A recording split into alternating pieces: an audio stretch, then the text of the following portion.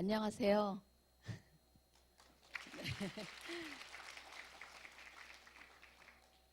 제 프로필 따로 안 드렸는데 어디서 찾으셨나 봐요. 기사를 찾으신 것 같아요. 아주 상세하게 저를 소개해 주셨는데, 음, 저는 아까 잠깐 말씀드렸지만, 그 지역 안에서 마을 운동 해서 그 지역 사람들과 함께 그 지역을 바꿔나가는 그런 일들도 했고요.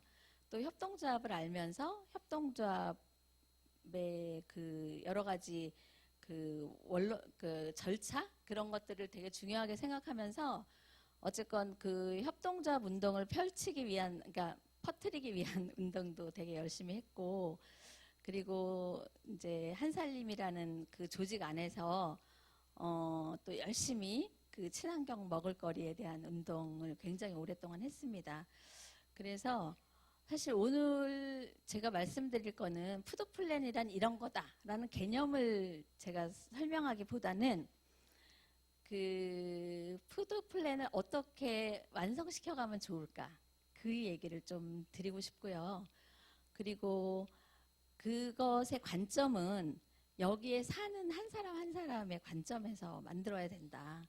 그래서 그 여러분들 그 아카데미가 24년 진행됐다 그래서 깜짝 놀랐어요. 그렇게 오래된 줄 몰랐거든요. 네, 여러분들이 아마 얘기를 이제 매주 이렇게 강의를 들으시면서 정말 감동도 받고 공감도 되고 했겠지만 진짜 여러분들의 삶 속에서 그것을 얼마나 여러분들을 변화시켰을까 이런 생각도 좀 해보면 좋겠고요. 저는 요즘 고민이 내가 아는 만큼 어떻게 실천할 것인가 이것이 제 그 좀 화두이고요. 푸드 플랜은 그런 면에서 실천이 없는 이론은 소용이 없다. 그래서 아까 이론은 말씀하셨어요. 푸드 플랜에 대한 이론은 다 말씀하셨는데 그것을 이제 정말 실천하기 위해서는 정말 모두 한 사람 한 사람이 그것을 위한 노력을 해야 되거든요. 그래서 그런 얘기를 조금 나눠보고 싶고요. 제 얘기가 좀 재미없을 수가 있거든요. 제가 이렇게 목소리도 작고 저는 원래 뭐 강연을 많이 즐기는 사람이 아니어서 재미없을 수 있겠지만 그래도 제가 서울에서 여러분들을 뵈려고 열심히 왔습니다. 그래서 재미없더라도 이렇게 공감도 좀 해주시고 그리고 너무 지루한 얼굴 하지 마시고 질문도 있으면 중간에 해주셔도 좋고 그렇게 해서 1시간 한 20분 정도를 재미있게 보냈으면 좋겠습니다.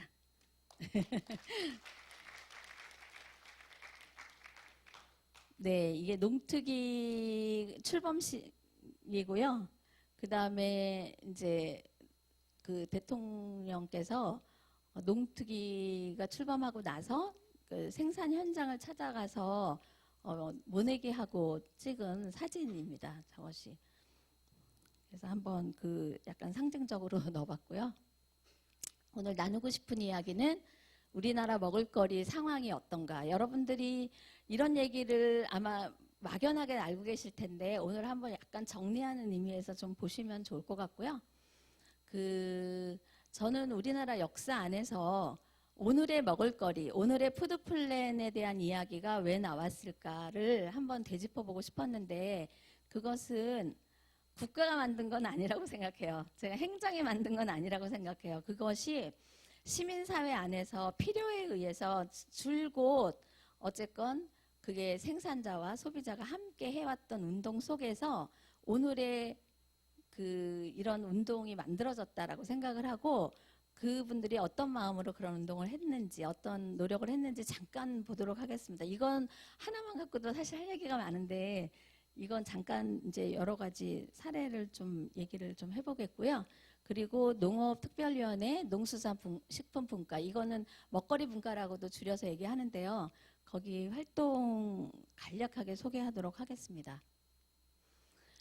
그 먹거리 위기라고 할 때 사실은 여러 가지 요인이 있죠. 여러 가지 요인이 있는데 그 생산지 농정으로부터 출발한 여러 가지 이런 문제가 생겼습니다. 그래서 지금 다 아시죠? 환경적으로도 우리나라가 세계 최고 수준의 환경 부하에 걸려 있고 그다음에 난개발, 그다음에 생물 다양성이 상실돼 있고 농촌은 뭐 다 아시다시피 고령화, 공동화, 가소화, 그다음에 주체가 좀 없어지고 있고 일자리가 없고 삶의 질도 많이 차이가 나고 복지는 특히 뭐 농촌뿐만 아니라 우리나라 전체적으로 좀 취약한 형편이고요.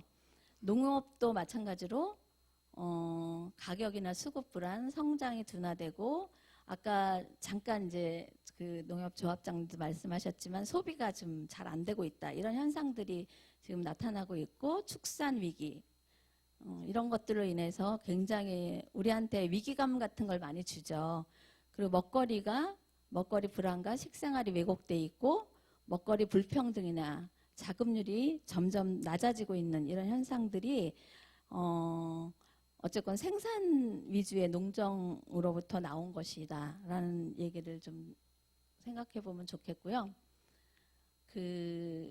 어디 가나 이제 요새 식단 공개가 이렇게 되잖아요. 근데 요거는 그림으로 나와서 조금 재밌어서 올려봤는데 우리의 식단을 보면 식당에 가서 외식하는 식단을 보면 정말 우리나라 물품이 없죠.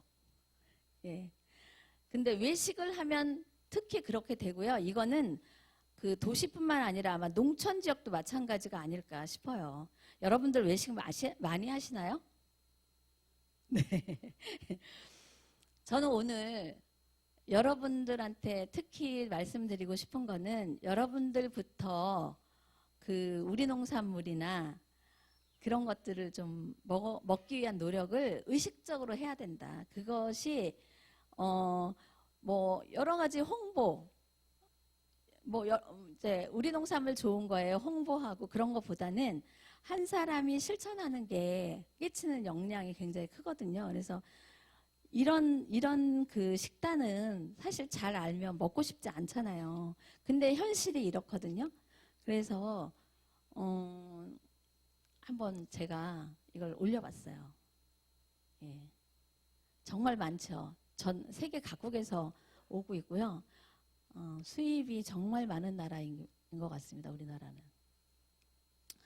그리고 이제 1차 농산물도 그렇지만 그 가공 쪽으로 가보면 더 복잡해지는 것 같아요. 그러니까 이게 국가 행정 시스템하고 시장 경제 시스템이 있는데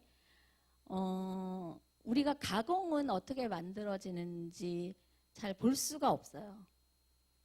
굉장히 어려워요. 그래서 생산, 가공, 유통이 되게 복잡해서 먹거리가 어떻게 되는지.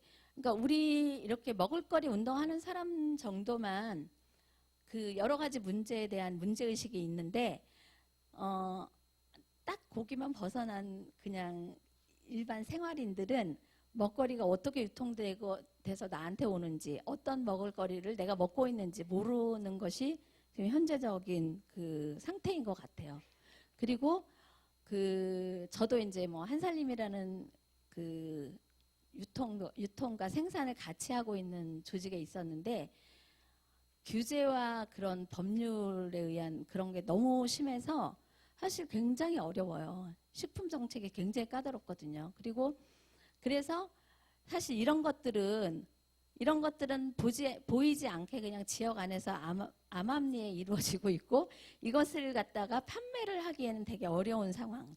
진짜 좋은 먹을거리를 우리가 사서 먹기에 되게 어려운 구조인 거예요. 우리나라는.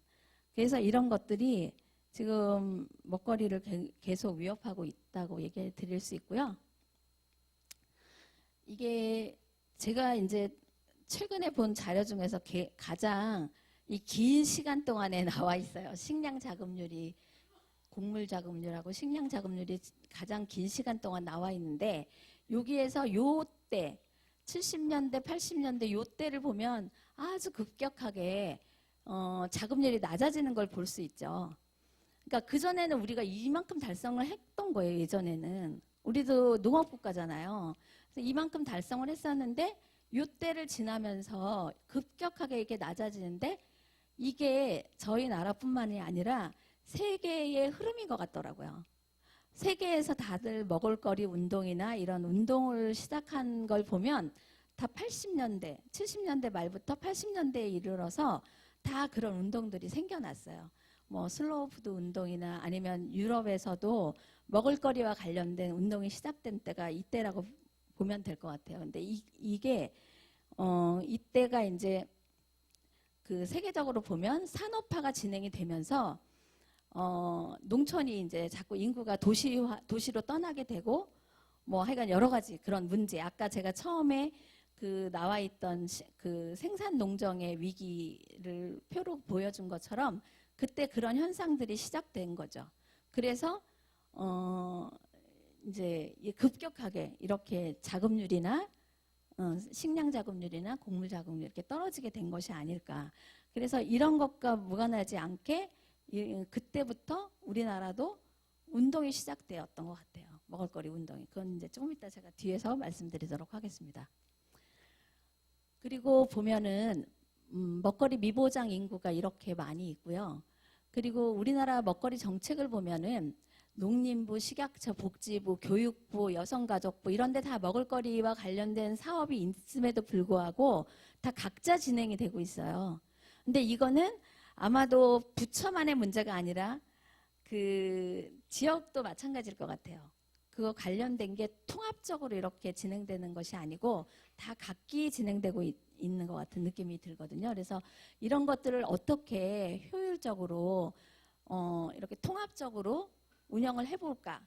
이런 것들이 이런 문제의식이 사실 푸드플랜을 출발시킨 또 하나의 그 중요한 쟁점이기도 하거든요. 그래서 이런 것들이 있고요. 그리고 우리가 지금 잘 산다고 잘 사는 나라고 선진국 대열에 끼었다고 함에도 불구하고 점점 먹거리 미보장 인구가 증가하는 이런 현상들. 그래서 일본도 보면 일본도 잘 살잖아요.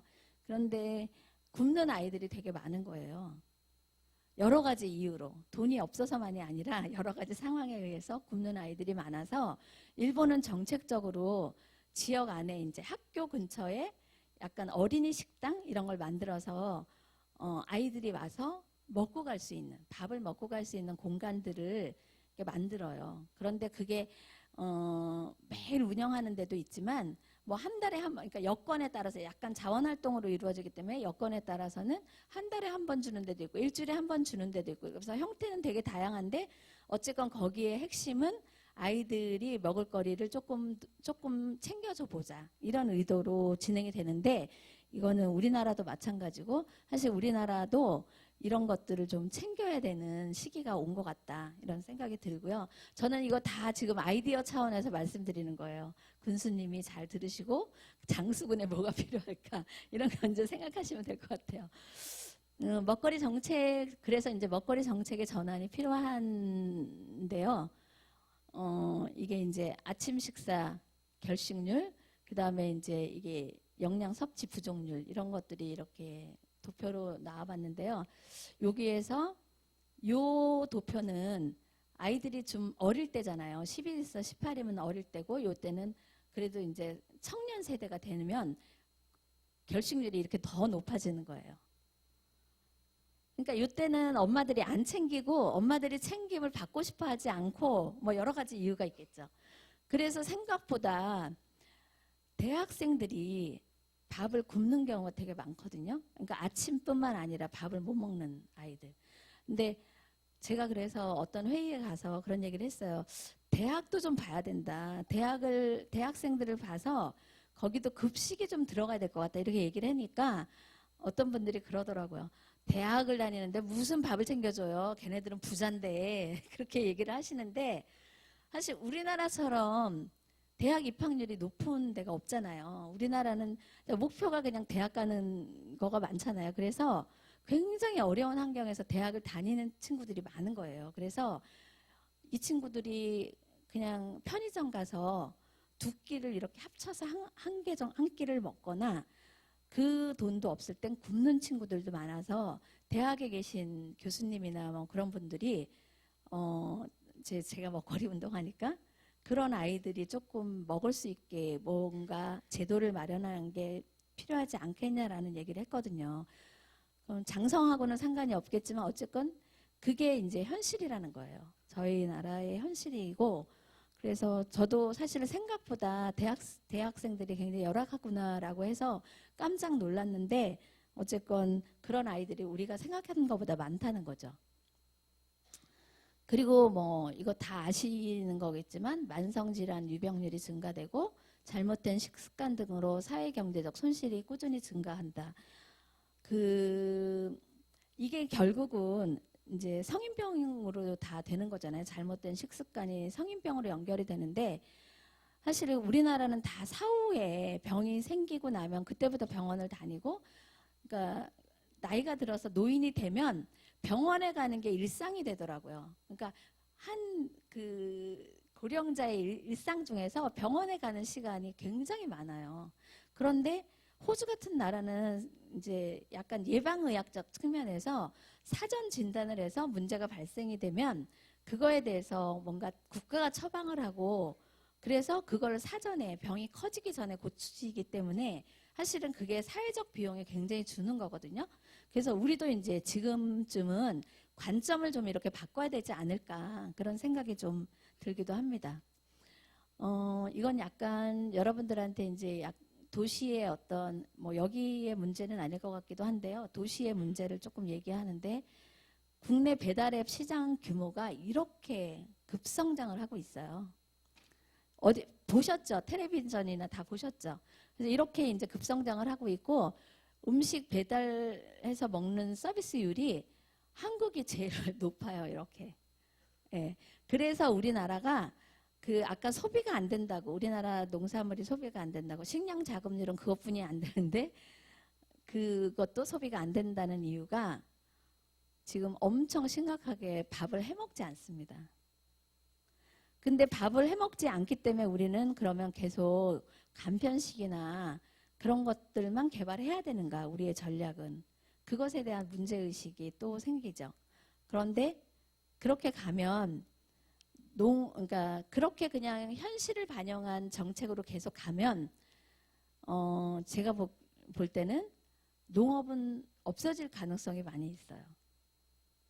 제가 몇 년 전에 굉장히 오래됐는데요. 한 10년은 좀 안 됐고 필리핀에 갔는데 필리핀이 예전에 굉장히 우리나라보다, 제가 어릴 때 보면 우리나라보다 더 부유한 나라였거든요. 근데 필리핀에 다 사탕수수 재배로 다 전환이 되면서 거기에 쌀이나 그다음에 야채를 재배하는 농가가 거의 없더라고요. 그래서 사람들의 건강은 말도 못하게 나빠지고 다 단 것만 먹어서 치과가 가장 발달된 나라가 필리핀일 거예요, 아마. 한 집 걸로 하나 도시에는 치과가 있대요. 그래서 우리나라 청년들도 거기 가서 치과대를 다니는 아이들이 많거든요. 그럴 정도로 굉장히 우리나라 농업을 지키는 데 있어서는 소비의 형태를 바꿔주는 거, 그리고 그 소비의 형태를 바꿔주기 위한 노력들을 하는 게 너무나 중요한 일일 것 같습니다. 그래서 일회적인 홍보나 그런 걸로 사람 바뀔 수 있지 않기 때문에 그것을 어떻게 바꾸게 할 수 있을까를 사실은 그거는 약간 도시의 일이라고 치부하기에는 장성의 생계와도 지속 가능성과도 걸려 있는 문제라고 저는 생각해요. 그래서 그런 문제에 대해서 고민을 좀 해야 될 것 같습니다. 이거 되게 재미있어서 제가 올려봤어요. 김한국 씨의 하루에 대해서 올렸는데요. 이게 우리나라의 현실을 가장 잘 나타내는 것 같아요. 오전 7시 식사는 생략하니까 아침 식사 결식률은 이렇게 높아지고 있다는 거. 그 다음에 낮 12시 더 기름지게 더 짜게, 지방하류 섭취량은 높아지고 나트륨 섭취량도 높아지고, 담배 대신, 요새는 담배 이제 잘 못 피니까 담배 대신 커피, 흡연율은 낮아졌는데 음료 하류 섭취량은 이렇게 3배로 높아졌거든요. 커피 수입량이 우리나라가 1위잖아요. 예.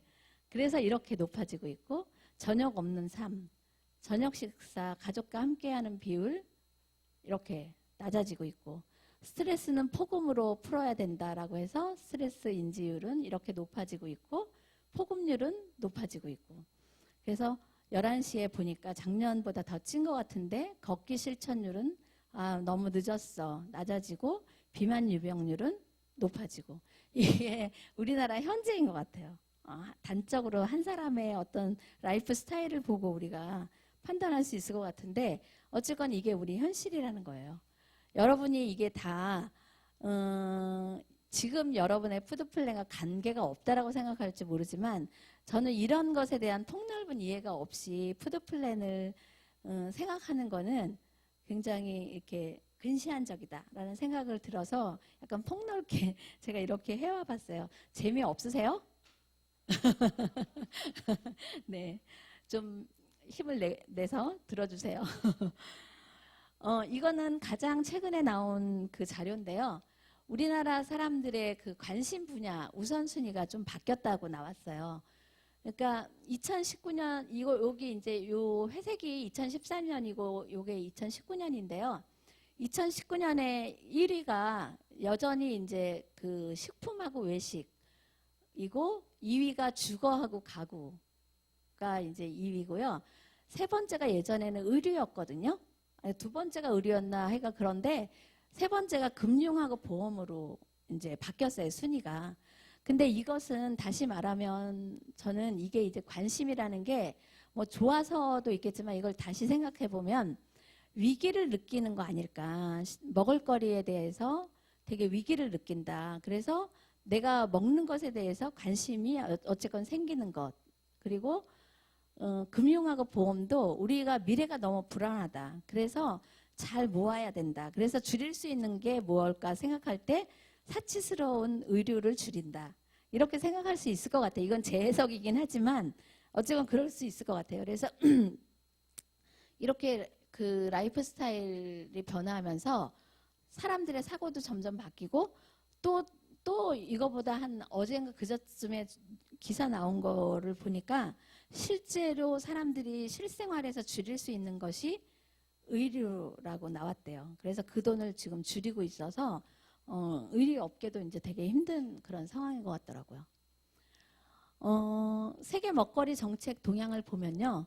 90년에서 2000년대로 오면서 저 공이 하나 빠졌네요. 2000년대로 오면서 그 지역 경제가 굉장히 어렵고 생활 경제의 위기를 느꼈어요. 그리고 건강 영양에 대해서도 되게 이제 위기를 느껴서 이 전 세계적으로 보면 지방 정부가 푸드 플랜을 짜기 시작했어요. 이거는 정말 제가 그 여러 나라에서 오는 사람들, 먹을거리와 관련된 사람들을 만나기도 하고 그다음에 가보기도 했을 때 정말 한결같이 이 지역경제 활성화에 지역경제 활성화 그다음에 환경, 지역 환경에 대한 관심 이 두 가지가 핵심으로 해서 어쨌건 그 다 그 지속 가능 발전을 짜더라고요. 그것이 이제 외국의 사례였고요. 그래서 우리 이제 그것을 영향을 사실 저희도 받은 거죠. 그리고 결정적으로는 2015년 밀라노 먹거리 정책 자체가 사실은 요거에 출발했어요. 지역 안에서의 푸드 플랜이 굉장히 그러니까 민간 거버넌스식으로 지역 안에서의 어떤 그런 그 계약을 체결한 거죠. 그래서 이것이 어쨌건 전 세계적으로 바람이 불었고요. 그 다음에 이제 잘 아시듯이 2007년, 8년에 세계 식량 위기, 금융 위기, 석유 고갈 문제 이런 것들이 나오면서 사람들이 먹을거리에 대한 생각을 다시 시작하게 된 거예요. 식량 안보 문제를 생각하게 된 거고, 그리고 이런 것을 생각하면서 먹거리 불평등에 대한 생각이 나오면서 국가 푸드 플랜을 생각하기 시작했어요. 그런데 실제로 국가 푸드 플랜이라는 제목으로 푸드 플랜을 짠 국가가 그렇게 많지는 않더라고요. 그리고 그 플랜을 세웠어도 그거를 실행으로 옮긴 데는 많지는 않더라고요. 근데 대표적인 걸로 그 프랑스가 조금 잘하고 있고요. 닮고 싶은 모델인 것 같긴 하더라고요. 예, 그래서 이런 게 이제 세계의 흐름이고요.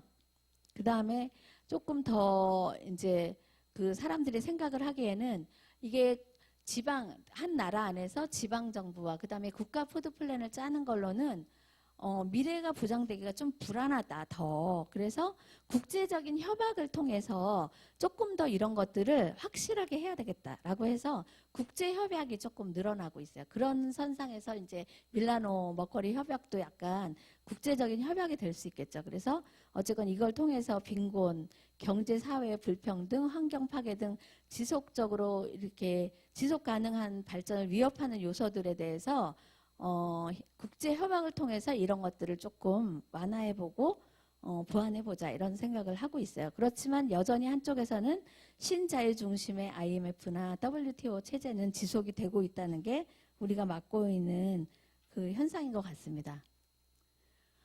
우리나라에서 이제 그 농가식을 지키기 위한 시민사회 활동을 보면요. 그 여기서 이제 2000년대 초라고 했는데 사실 이런 움직임이 90년대부터 있었어요. 첫 번째 출발은 뭐였냐 하면요. 그 이제 그때는 전 학교는 아니고요.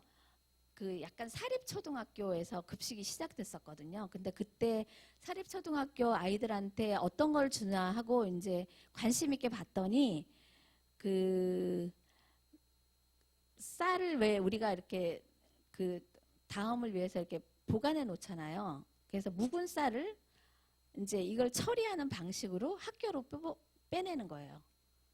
그래서 사실은 엄마들이 그때 이제 그걸 인지하지 못하다가 너무 깜짝 놀란 거예요.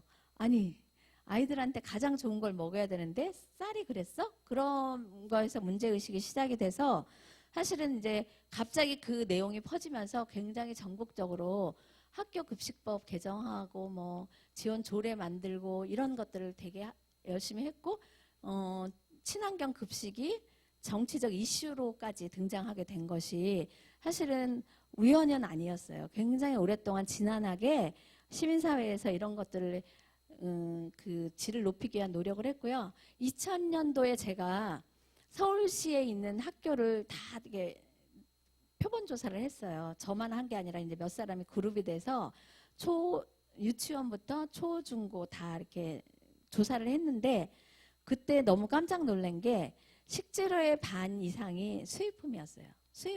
뭐 고기는 100% 거의 수입육이었고요. 뭐 깨, 그 다음에 참기름 이런 것들이 다 수입으로 된 거였고요.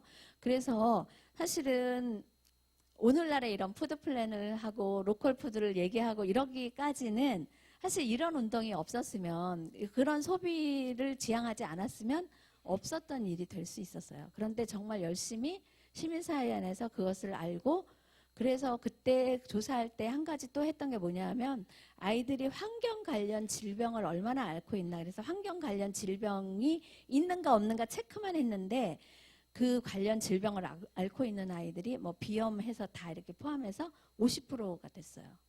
그래서 굉장히 깜짝 놀라서 먹을거리를 바꿔야 되는구나 라는 운동을 정말 했고 저도 지역 안에서 이걸 하면서 그 의원들을 설득하고 지역 사람들을 설득하는 노력들을 되게 많이 했는데 그때 그런 것들이 어쨌건 오늘의 이런 공공급식을 얘기하는 이런 시대까지 와서 되게 의미 있긴 합니다. 그리고 또 농가식을 지키기 위한 시민사회 활동 중에 이제 생협을 빼놓을 수는 없죠.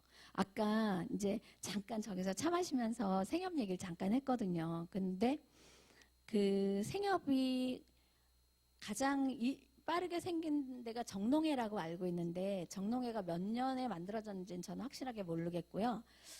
그 다음엔 한살림이 만들어졌거든요. 1986년에 만들어졌어요. 쌀가게로 만들어졌는데 그때 만들어진 이유가 뭐냐면 그때 한 해에 그 농약 중독으로 사망하는 농민이 1,500명 정도 됐어요. 우리나라에서. 그래서 야 이렇게 농업을 이렇게 하다가는 땅도 죽고 사람도 죽고 정말 이건 지속 가능하지 않겠구나라고 생각을 해서 이제 그걸 생각한 그 생산자 그룹들이 우리가 친환경 농업으로 가야 되겠다. 그래서 친환경 농업을 처음에 시작했던 분들은 대부분 농약 중독 증세가 있었어요. 그래서 몸이 아프고 여러 가지 증상들이 있었어요. 그래서 내가 살기 위해서 친환경을 해야 되겠구나. 이래서 친환경을 시작을 하신 건데 그때는 이미 너무 농약을 너무 많이 쓰기 때문에 그 인지를 이제 그게 나쁘다 좋다 이런 인지를 한 게 아니고 그냥 약을 우리가 먹듯이 생각을 한 거예요. 이 시민들도 그렇게 해서 친환경으로 했는데 그런 것들을 판로를 찾기가 너무 어려워. 지금도 친환경은 판로 찾기가 어렵잖아요. 그걸 알아주는 사람들이 없어서. 근데 그때는 사실은 다 관행농이 일반이었는데 친환경을 시작한 단계니까 상태도 안 좋고 그것을 알아주는 사람 역시 없었죠. 그래서 그러기 위해서는 소비 조직이 있어서 어쨌건 이 직거래로 이런 것들을 만들어야 되겠구나라고 해서 소비 조직을 하기 시작한 거예요. 도시에서. 출발은 그러니까 생산자가 먼저 시작했고 그것에 그 뭐랄까 소비처로 저기 도시에 있는 소비자를 찾은 거죠. 그래서 한살림이 만들어진 건데 처음에 100명 정도로 시작을 한 건데 지금 한 70만 정도 되거든요. 근데 33년이 걸렸어요. 네. 그런데 그 안에서 그것을 지켜내기 위해서 정말 너무나 많은 노력을 한 거죠. 가격 보장이라고 말을 하는데 가격 보장이 지금도 이제 푸드플랜 하면서 가격 보장이 굉장히 이슈예요. 근데 가격 보장이 그 아까 처음에 제가 왜 그렇게 많은 수입 농산물이 들어오겠어요? 가격 때문에 그렇잖아요. 그래서 그런 가격을 들이대면 그냥 여지없이 소비자는 무너질 수뿐이 없거든요. 그리고 이게 외식으로 딱 음식이 만들어지면 이걸 뭘로 만들었는지 모르기 때문에 그냥 먹게 되거든요. 그래서 사실은 그것을 지키는 것들은 그런 이 유통 구조나 시장의 이렇게 그런 구조를 이제 이해하지 못하면 절대로 할 수 없기 때문에 그러면 교육의 포커스가 뭐에 맞춰져야 되는가 그런 것도 나오는 거죠.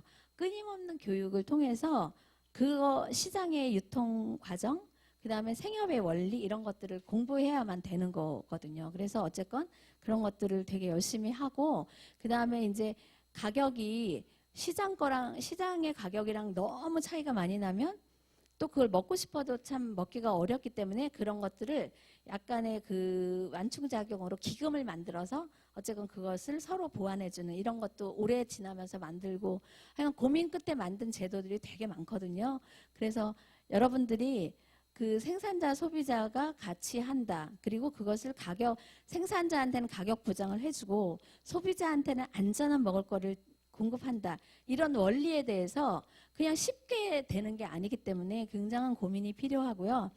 여러분들도 여기서 생산한 것들이 사실 여기서 다 소비되기는 어려울 수 있다 그러면 어디론가 빼야 되잖아요. 다른 도시로 빼야 된다 그러면 그 안에서 그런 신뢰관계를 유지하기 위한 우리의 노력이 무엇일까? 이런 것들 되게 중요하게 고민해야 될 것 같아요. 그래서 어쨌건 이런 생협들이 있습니다. 여러 생협들이 있어서 생협들이 되게 그래서 생협을 아마 다 합치면 생협 인구를 다 합치면 한 150만 정도 되지 않을까? 예, 거기에 곱하기 3 정도 하면 이제 생협 인구가 나오죠. 예, 그렇게 될 것 같고요. 제가 꼭 말씀드리고 싶은 것은 그 푸드 플랜 하면서 장성도 아마 그거 했을 텐데 그 이제 그 안전성 검사에 대한 이야기가 있잖아요. 그런데 저희가 지난번에 그 DDP 계란 사건이 나면서 우리가 그 생산물에 대한 안전성은 뭘로 보장할 건가 이것에 대한 고민을 치열하게 했거든요. 근데 그것이 지금 만들어진 물품에서 농약이 검출되느냐 안 되느냐 그걸로 할 건가. 초창기에 생협들은 그러지 않았거든요.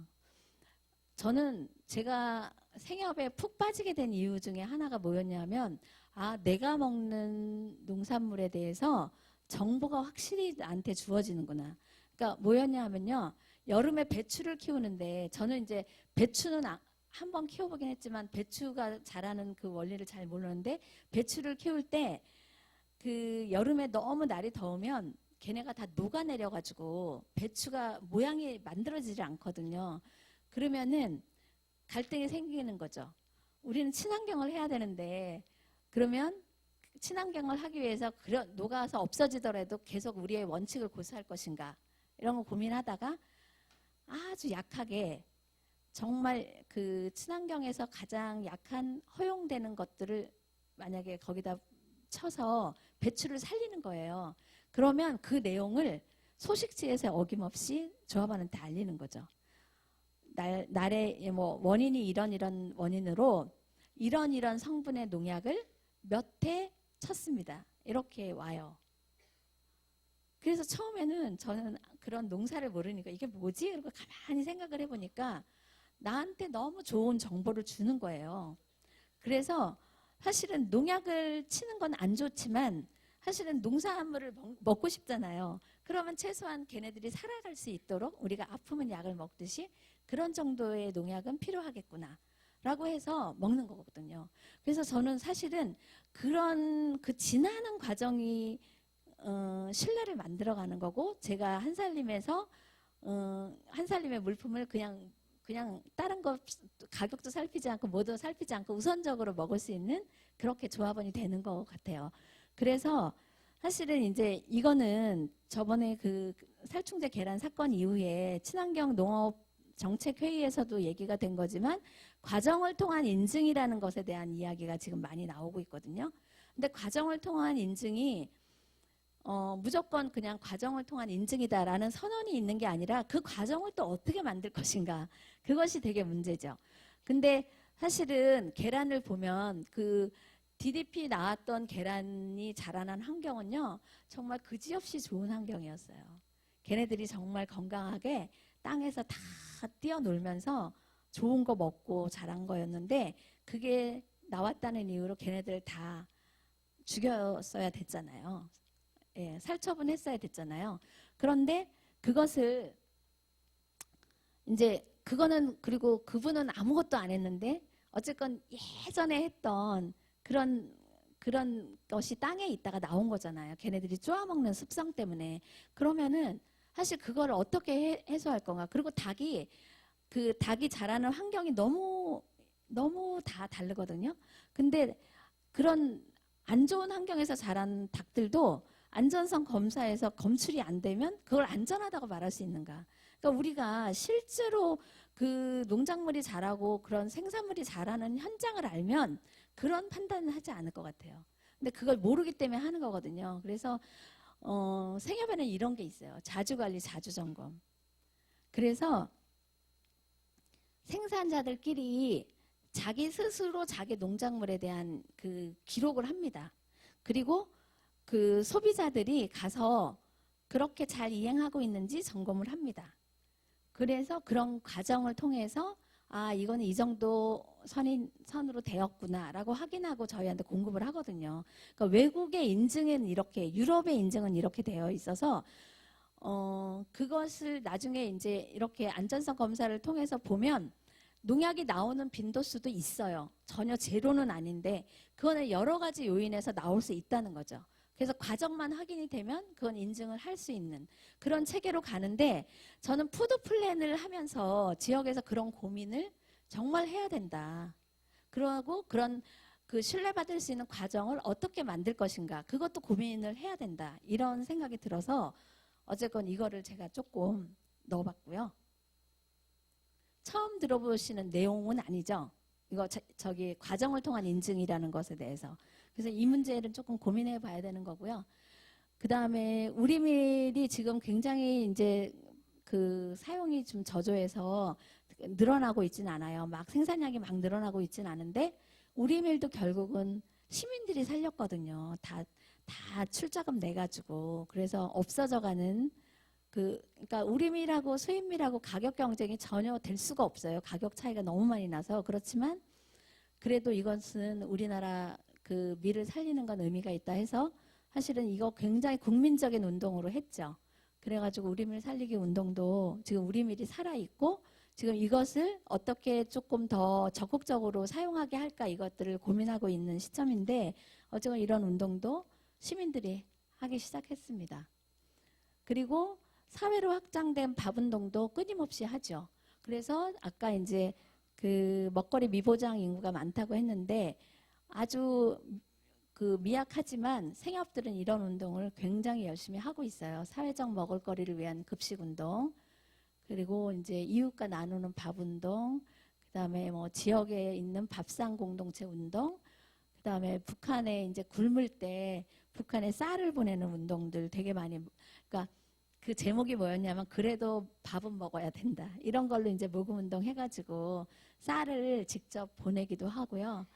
그리고 그, 그 국경을 넘어서는 그 외국에도 너무 어려운데, 그 다음에 이제 거기는 밥 운동이라기보다는 농업 기반을 만들어주는 운동들을 하고 있어요. 그래서 그 필리핀 같은데 그 굉장히 열악해서 아까 제가 말씀드렸을 때 사탕수수 위에는 굉장히 찾아볼 수 어려웠는데 그런 운동을 통해서 논도 만들어지고 또 야채 이렇게 생산하는 곳도 만들어지고 그러면서 이제 우리가 하고 있는 꾸러미 같은 것도 이렇게 만들어졌거든요. 그래서 그런 운동들도 같이 하고 있습니다.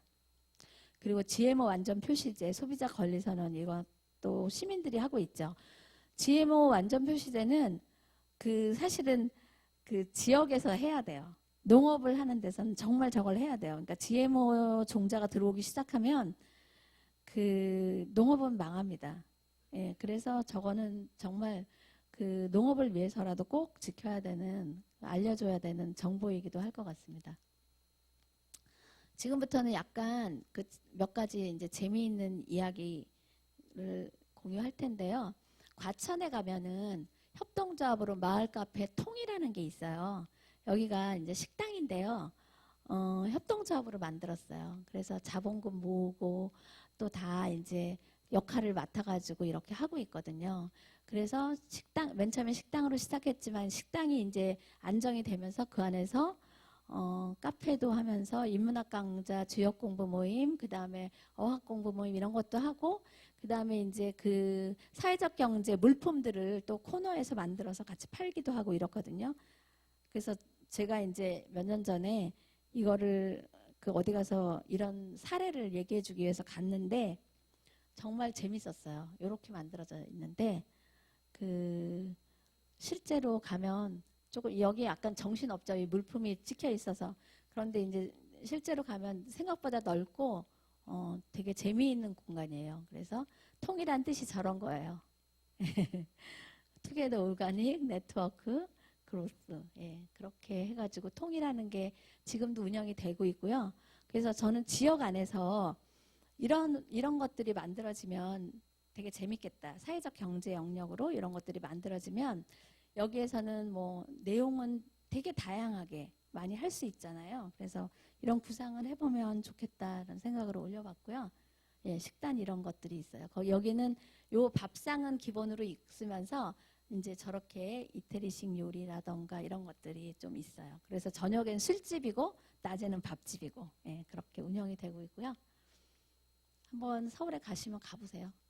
그리고 또 한 가지는 바오밥 나무인데 여기는 사실은 식당의 용도로 시작한 건 아니에요. 근데 식당으로도 이용을 하는데 식당의 용도로 시작된 건 아니고 아이들이 밥을 이제 직장맘을 가진 아이들이 밥을 먹기가 어렵잖아요. 그러니까 그 여기에서 엄마들이 먼저 돈을 내요. 돈을 내면 그거를 이렇게 다 장부에 적어놔요.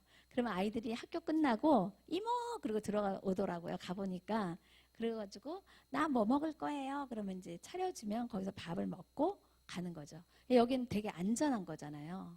그리고 이제 아주 조그만 아이들은 또 엄마가 데리고 와서 먹이기도 하고 그러면서 약간 식당의 역할도 하고 있고요.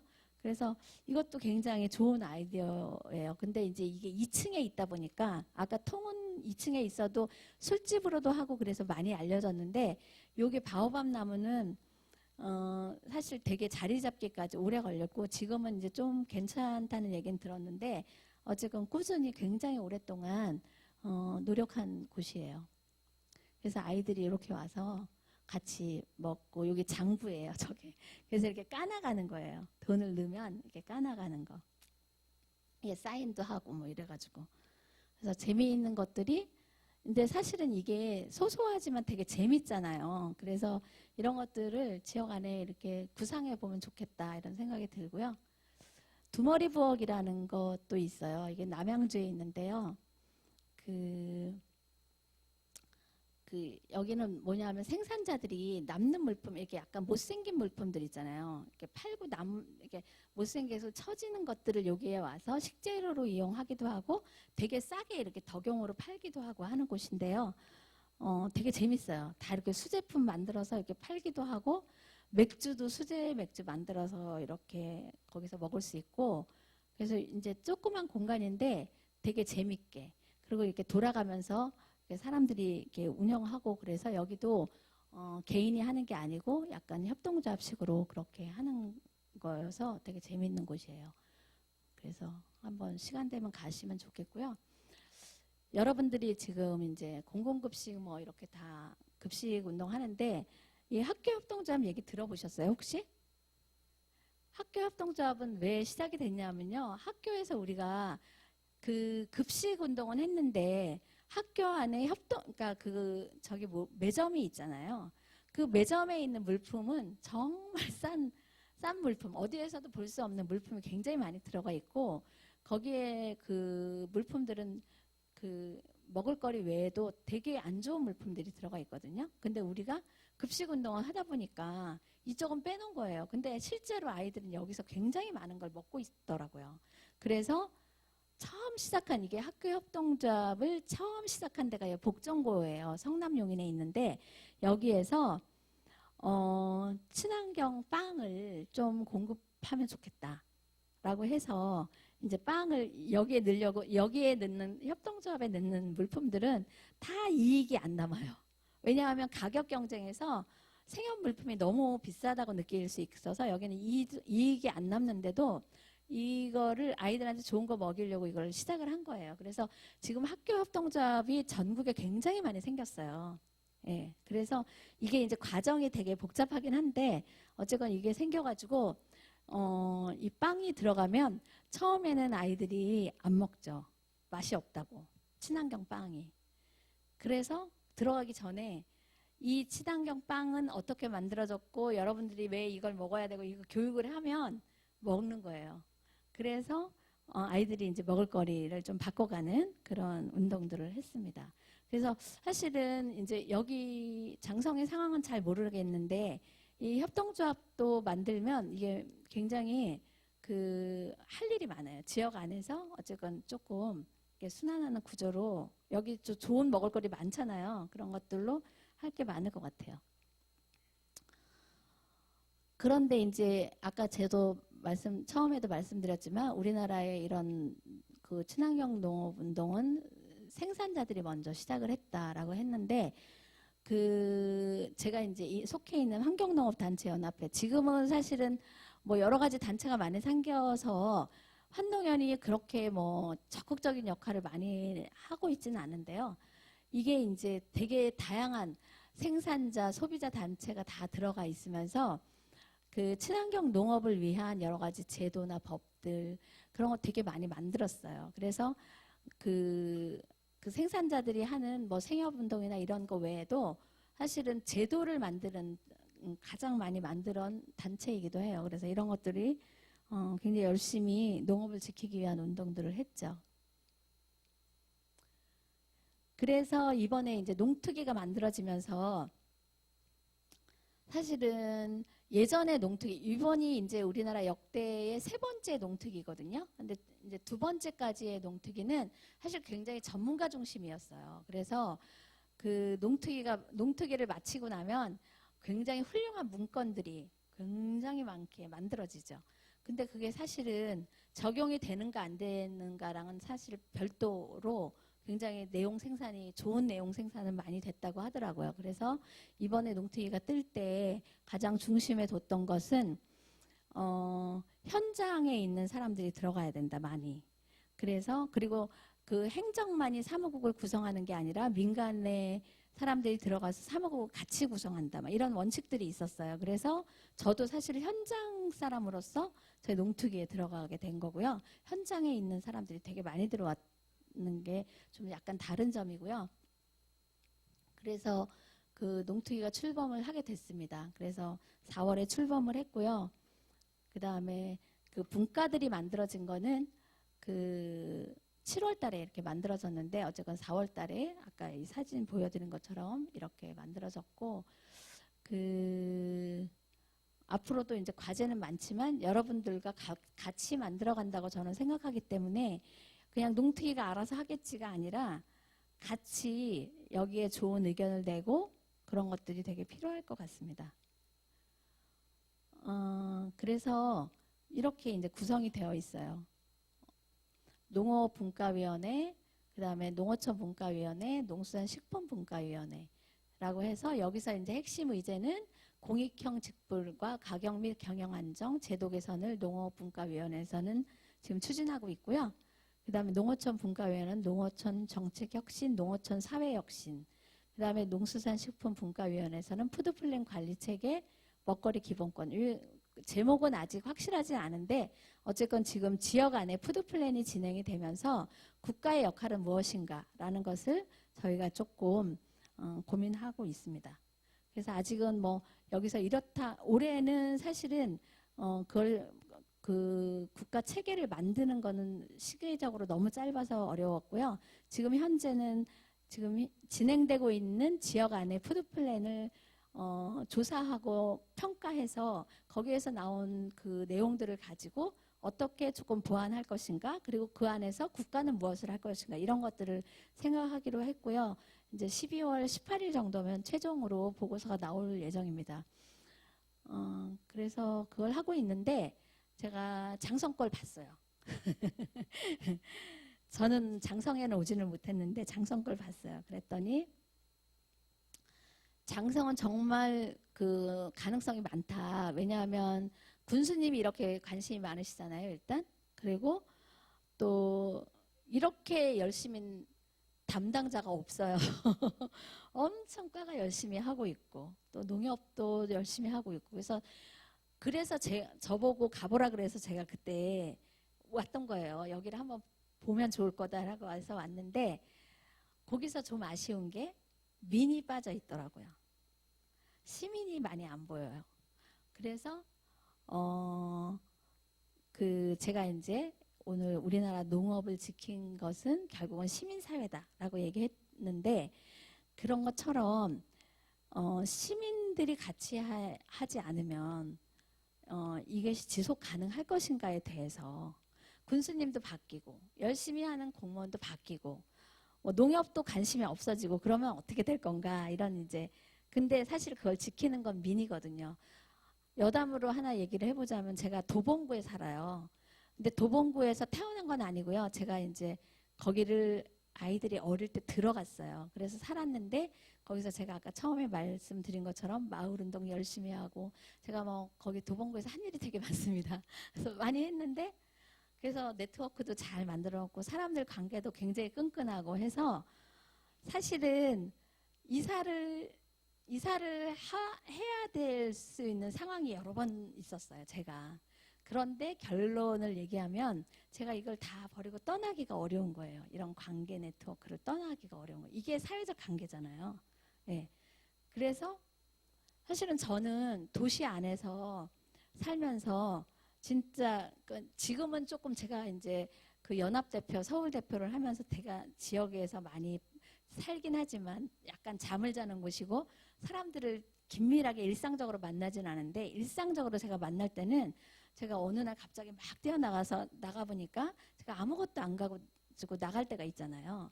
그래도 제가 어디 들어가서 저 돈 얼마 좀 빌려주세요. 저 컴퓨터가 필요한데 잠깐 쓸 수 있을까요? 프린터가 필요한데 쓸 수 있을까요? 이런 거를 다 할 수 있는 곳이에요. 어디 가서. 그러니까 그런 곳이어서 제가 이사를 못 떠났거든요. 이때까지. 그런데 사실 그런 곳으로 만들어야 돼요. 여기가 장성 군민들이 떠나지 않고 여기서 계속 산다. 그런 곳이 어떻게 만들 수 있을까?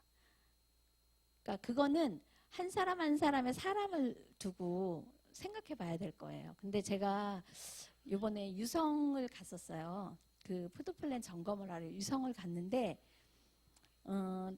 다른 곳은 그 농정을 하는 데는 약간 그 농업만 이렇게 다루는 곳에서 하잖아요. 근데 유성의 특징은 뭐였냐면 마을 공동체과에서 먹을거리 푸드 플랜을 다루더라고요. 그러니까 내용이 다르더라고요. 제가 아까 소개한 이런 다양한 사례들을 이미 거긴 다 하고 있더라고요. 그러니까 마을의 관점에서 사는 사람 입장에서 먹을거리를 바라보면 시각이 달라져요. 네.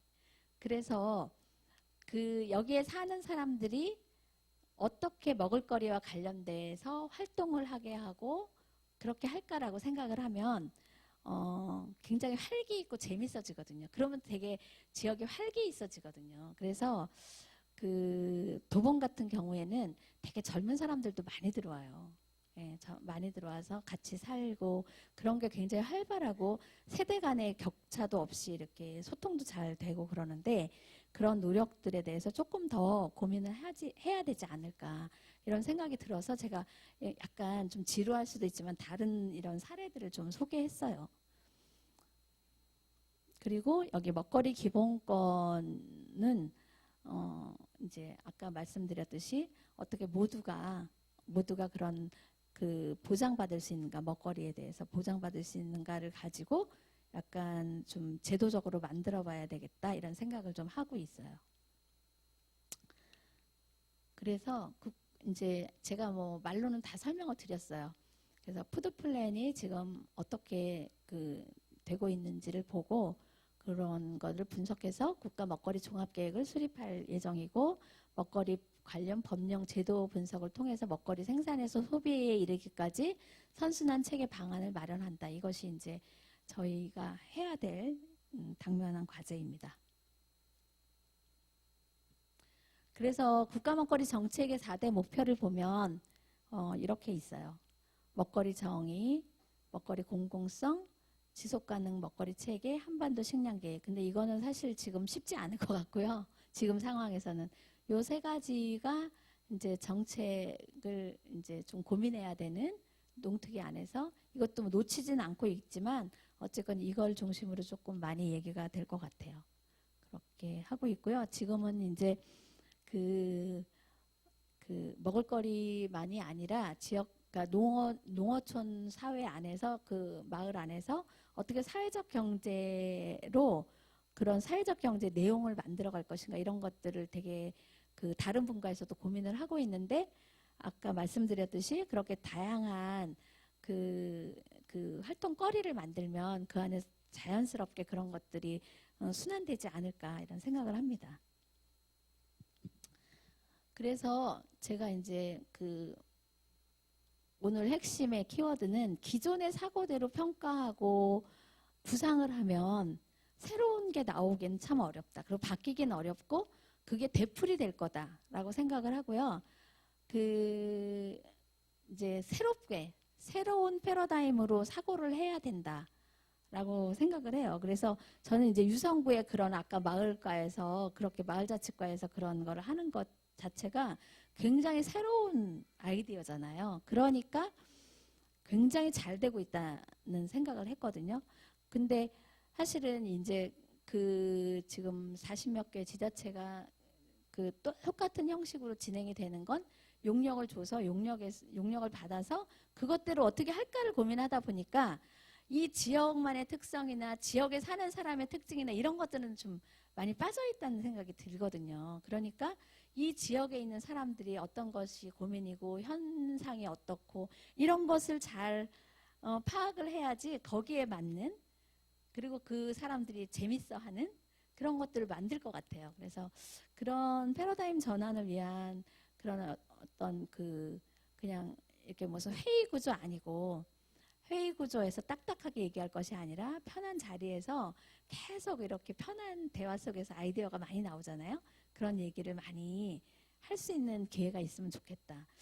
저도 운동할 때 그런 지역 운동할 때 그 밥 먹으면서 아니면 차 마시면서 그 다음에 그냥 수다 떨면서 나왔던 얘기를 정책화하고 제도화한 게 굉장히 많거든요. 그래서 여러분들도 그냥 업무 시간에서 딱 회의에서 뭔가 성과를 얻으려고 하지 말고 그런 자유로운 사고 그런 것들 많이 해보시면 좋을 것 같고 또 이제 좋다고 하는 데는 좀 가서 보기도 하고 그러면 되게 좋을 것 같아요. 그래서 이런 가치들, 지속 가능성, 포용성, 자치분권, 혁신성 이런 것들을 굉장히 주도적으로 생각해야 될 것 같아요. 예.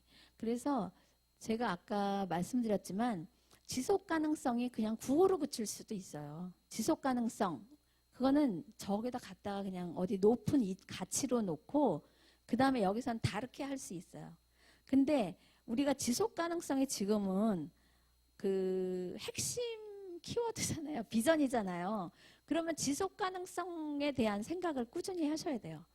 그러면 그것은 사람도 생각해야 되고 그 안에서 환경도 생각해야 되고 뭐 그 다음에 이렇게 분권도 생각해야 되고 되게 많아요. 그 안에 생각할 거가. 그게 다 거기랑 연결이 돼서 해야 될 것 같아요. 그래서 저는 그 장성이 24년 동안 했던 인문학 강좌를 통해서 사실은 굉장히 기본적인 토양은 되게 만들어져 있을 것 같아요.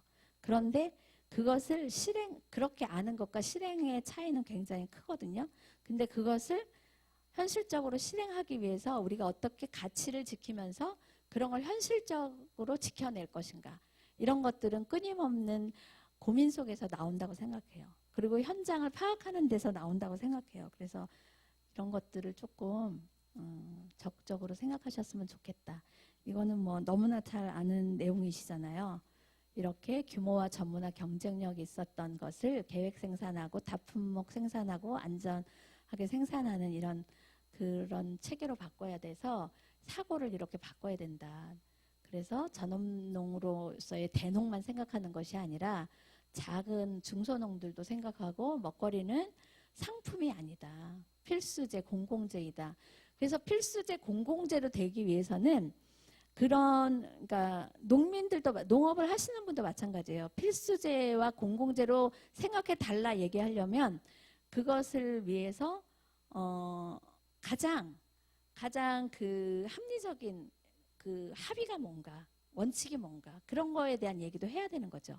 그래서 내가 하는 일이 이거 공공성이 있는 거니까 내가 원하는 걸 다 해줘. 이것이 아니라 그것이 공익적이고 공공적인 거니까 모두를 위해서 어떻게 하는 게 최선인가 이렇게 접근해야 될 것 같아요. 그래서 그런 사고가 되게 많이 바뀌어야 될 것 같고요.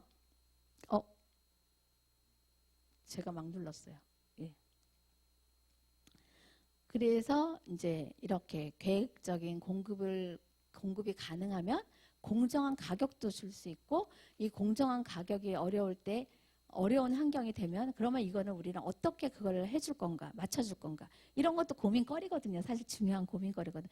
이걸 지역 안에서 사실 여기만의 그 장성만의 이야기들을 만들어 가시면 정말 좋을 것 같아요. 이렇게 이제 많은 곳에서 푸드플랜을 진행하고 있습니다. 그래서 이번에 이제 많은 곳을 거의 많이 다녀왔는데요. 평가가 좀 있으면 이제 좀 나올 것 같고 이것은 뭐 거기가 잘하나 못하나를 평가하는 거라기보다는 아까 말씀드렸듯이 지금 어떤 것이 빠져 있고 국가는 이걸 위해서 뭘 할 것인가를 위한 것이기 때문에 사실 지원을 위한 조사 작업이었어요. 그래서 어쨌건 그게 나오면 아마 공유될 것 같고요.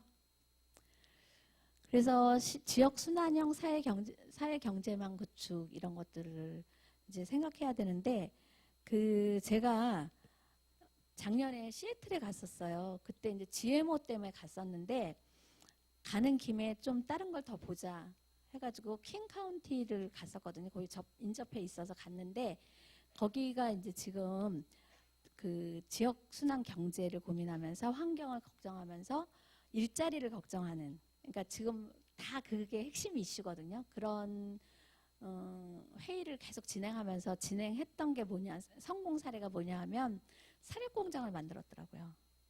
사료공장을 지역 안에서 만들었는데 닭사료를 만들었는데 지역에서 나는 몇 킬로 반경 안에서 나는 곡물을 계획 생산하고 그 다음에 뭐 여러 가지 부산물을 거기서 그거와 관련된 지역 안에서의 부산물을 또 거기다 넣고 해가지고 엄청난 연구를 해서 3단계의 사료를 만들었더라고요. 그래서 우리 보고 가져가고 싶으면 얼마든지 가져가서 저 연구해라 그러는데 사료는 갖고 들어올 수가 없더라고요. 그래서 못 갖고 들어왔는데 닭들이 너무 잘 먹고 잘 크더라고요. 근데 거기랑 너무 부러웠던 게 미국하고 땅이 넓은 데는 다르더라고요. 거기는 우리나라 같은 닭장이 아니고요. 저기 이렇게 차가 이렇게 하나 이동식 차가 있으면 거기를 쭉 이렇게 울타리를 망으로 쳐요. 그러다가 걔네들이 거기 있는 풀을 다 뜯어 먹잖아요. 그러면 그 차가 움직여요. 그러면 걔네들 그 망하고 같이 움직이면 또 새로운 곳에서 풀을 뜯어 먹더라고요. 그래서 우리나라하고 개념이 다르구나 그랬는데 어쨌건 그러면서 일자리 만들고 지역에서 생산된 생산물하고 환경을 지키고 그런 것들을 하고 있더라고요. 그래서 장성이 가진 특징을 가지고 어떤 것들을 그렇게 만들어낼 수 있을까 이런 고민들 좀 해보시면 좋을 것 같고요. 이거는 그냥 참고로 하시면 될 것 같고, 저 지속가능한 먹거리 정책에서 가장 이제 저는 중요하다고 생각하는 게 식생활 교육 강화인데 이게 교육으로 접근하시면 안 돼요. 이게 제목이 어쩔 수 없이 식생활 교육 지원법이 만들어지면서 그 교육으로 가니까 자꾸 교육으로 접근하는데 저는 교육은 한계가 있다. 그래서 식문화예요, 사실은. 식문화고요. 저희와 가까운 대만만 해도 교육을 식교육이라고 안 해요. 식농교육이라고 그래요.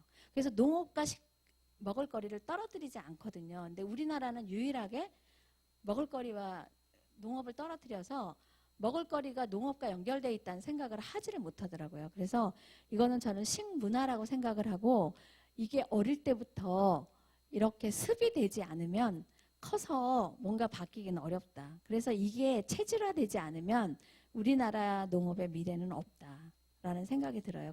그래서 그 생협에 있는 그 열성인 조합원들은 그 아이들을 데리고 집에서 요리를 되게 많이 하거든요. 그러면 그 아이들이 커서 잠시는 중학교, 고등학교, 대학교 때 바깥 음식을 많이 먹긴 해요. 그러다가 딱 대학을 졸업하거나 대학 고학년이 되면 집밥을 그리워하고 엄마의 맛을 그리워하거든요. 그래서 유명한 요리 연구가들을 보면 다 엄마의 맛을 내려고 그래요. 재현하려고 그러거든요. 그래서 그 식문화라는 것은 그건 한 가정의 문화이기도 하지만 우리나라의 문화이기도 하거든요. 그래서 저는 지난번에 제가 여기 왔을 때 여기서 나는 식재료 가지고 정성스럽게 만든 밥상을 받으면서 되게 좋았는데 여러분들이 그런 것을 위해서 뭘 어떻게 할 것인가라는 고민을 많이 해서 사실 체험 교육을 되게 많이 해야 될 것 같아요. 예. 그래서 이렇게 이제 식생활 교육을 보면 식체계의 변화와 지속 가능한 식문화 창출을 통해서 세상을 바꾸는 것이다 라고 얘기할 수 있을 것 같아요. 그래서 먹거리와 관련된 인간의 행동 및 삶의 양식을 식생활 교육에서 해야 될 것 같고요. 식품의 생산부터 음식을 먹기까지 모든 과정과 행동을 포함해서 식생활 교육이라고 한다라는 광의적 개념에 대해서 조금 생각해 보셨으면 좋겠고요. 그리고 생협 조합원들도 그 교육을 했을 때와 생산자를 만났을 때와 생산지를 갔을 때가 다 달라요. 그래서 생산지를 한번 갔다 오면 교육을 10번 한 것보다 좋더라고요. 그래서 이렇게 생산지 방문 그리고 노작, 텃밭이나 뭐 노작 활동 있잖아요. 아니면 상자 텃밭도 좋고 뭐 화분에다가도 벼를 심고 이러거든요. 그런 것도 되게 중요해요. 여기가 이제 그 농촌 지역이라고 해서 그런 것들을 소홀히 할 수도 있겠지만 사실은 아이들은 그걸 받을 기회가 없을 수도 있어요. 그래서 제가 볼 때는 이런 거 되게 중요할 것 같고 그리고 아까 말씀드렸듯이 물품의 공급 방식이랄까 이런 것들에 대한 이해를 구체적으로 학습 과정에 넣으면 굉장히 많이 생각이 바뀌고 그러면서 또 그 여러분들한테도 지속 가능한 미래를 담보할 수 있지 않을까 생각합니다. 그리고 정말 조리하는 거, 요리해서 먹는 거 이것은 정말 제가 100번을 강조해도 중요하지 않아요. 요리를 하지 않으면 식재료에 대한 인지가 안 돼요. 그래서 요리를 해먹는 사람은 식재료를 되게 중요하게 생각하거든요.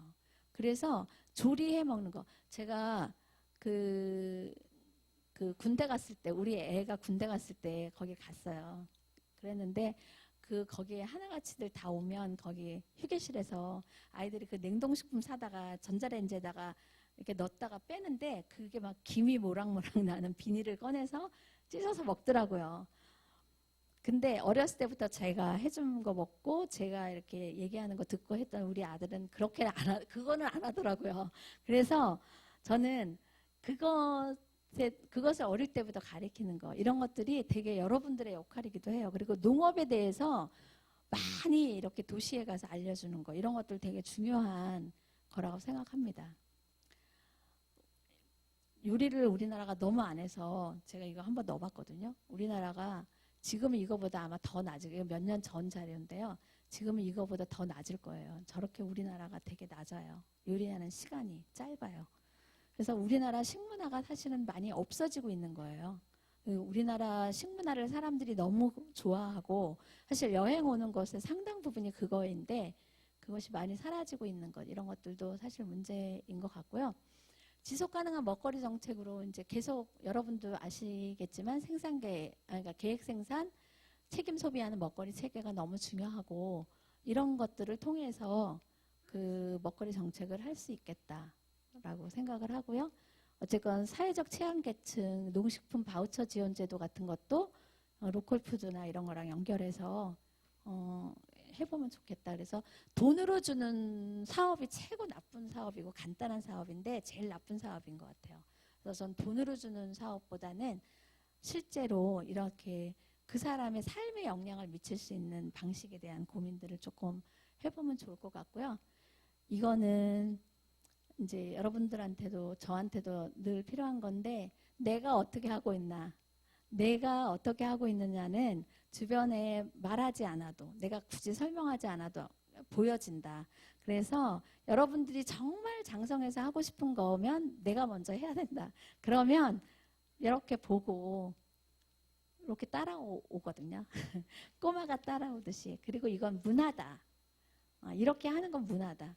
그래서 계속 말만 하고 지키지 않으면 또 그런 사람들이 모이는 거거든요. 그래서 저는 장성이 지금 이렇게 외부에 비춰지는 좋은 모습들, 그런 것들이 정말 진정성 있게 돼서 앞으로 한 발 한 발 나가면 다른 곳들도 장성을 본받으면서 한 발 한 발 나가지 않을까, 뭐 이런 생각을 하면서 제가 이 사진을 골라봤고요.